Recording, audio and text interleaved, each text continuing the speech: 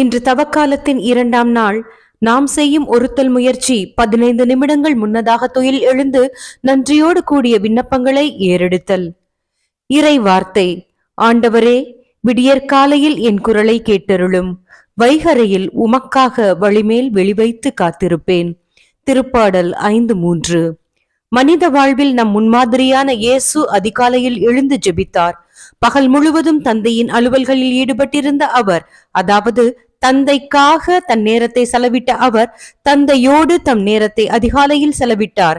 நம்மில் பலர் நம் பிள்ளைகளை பள்ளிக்கு அனுப்ப தயாரிக்கும் பொருட்டு அதிகாலையில் எழுகிறோம். ஆனால் பிள்ளைகளை கொடுத்து ஆசிர்வதித்த ஆண்டவருக்கு அதிகாலை நேரத்தை கொடுப்பதில்லை.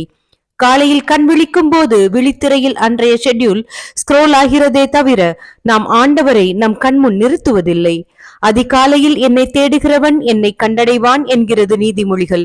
உண்மையில் அதிகாலையில் நாம் ஏறெடுக்கும் நன்றி கலந்த ஜெபத்தால் நாம் ஆண்டவரை மட்டும் அல்ல, அவரோடு சேர்த்து அவர் அருளும் உடல் நலனை, பிரச்சனைக்கு தீர்வு காணும் ஞானத்தை, அதை சந்திக்கும் மனபலனை, அருள் பொருள் வளத்தை, ஆண்டவரின் துணையை கண்டடைகின்றோம். இன்றிலிருந்து தினமும் காலையில் 15 நிமிடம் முந்தி விழித்து ஆண்டவரோடு நேரம் செலவழிப்போமா? ஜெபம்.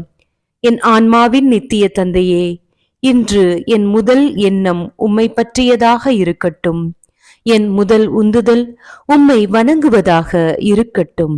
என் முதல் பேச்சு உமது நாமமாக இருக்கட்டும். என் முதல் செயல் உமது முன் மண்டியிட்டு ஜெபிப்பதாக இருக்கட்டும்.